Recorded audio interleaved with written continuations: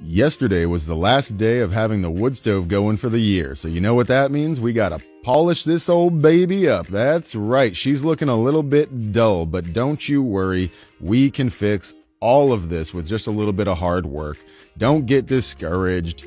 So we're gonna sand this baby up, just give it a light sanding. This is like a 600 grit sandpaper, just enough to get that little bit of rust off the top because I keep those buckets of water up there for some extra humidity in the air during the winter time because trust me, you need it, especially if you get a wood stove going and the air's already dry. It just doesn't help. This is linseed oil. Now, they do make stove blacking, and I think I'm going to buy some because I can tell there's some spots on the top here and maybe the sides where it just needs some more pigment, and that stove blacking actually has a little bit of, what is it, not carbon, the other shit, I can't remember, graphite in it, and that shit will actually, give some color back to the stove.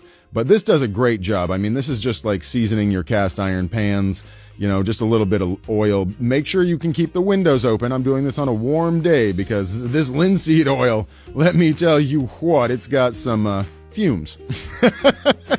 But it looks a lot more, she looks pretty. She looks pretty. Look at that. It's shining.